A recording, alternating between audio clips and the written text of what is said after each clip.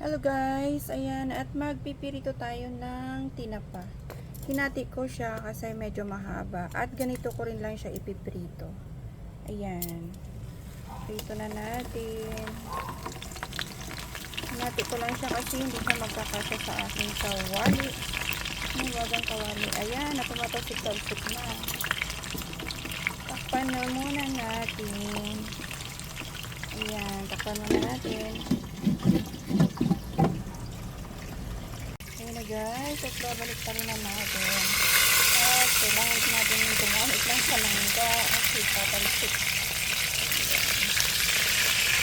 Balik lang. Ipatalsik siya. Papatalsik natin. Ayan guys, kahit may takip na siya o tumatalsik pa rin. Kaya yung bangus talaga mahirap siyang lutuin. Tumatalsik-talsik. Guys, at babalik na rin na natin. Ayan. Kailangan may panangga pa. May panangga pa rin tayo. Kasi tumatalsik-talsik pa rin siya. Ayan.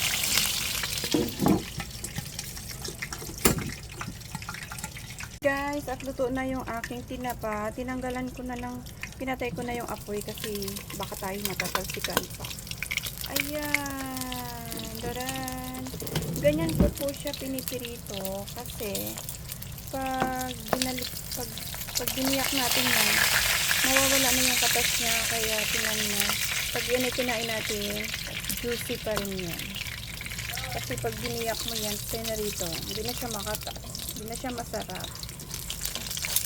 Ayaw pang sumama. Ayan guys, ang aking pinirito tinapa. Ang laki niya. Guys, at bubuksan na natin. Tingnan nyo, oh, juicy pa rin siya. Kasi pag pinirito mo na nakaganyan, mawawala na yung katas niya, hindi na siya masarap. Kayo, kung okay sa inyo malutong, pero ako gusto ko yung ganito. Maano pa rin siya, juicy pa rin. Ayan, kain na po tayo. Ayan guys, at luto na yung ating tinapang bangos at gumawa na rin akong sausawan. Toyo mansi na may sili. Syempre meron tayong kanin at mayroon akong talolo. Ayan, pinigay kanina sa akin. Ang sarap niyan guys. Ayan, ang aming ulam ngayong gabi.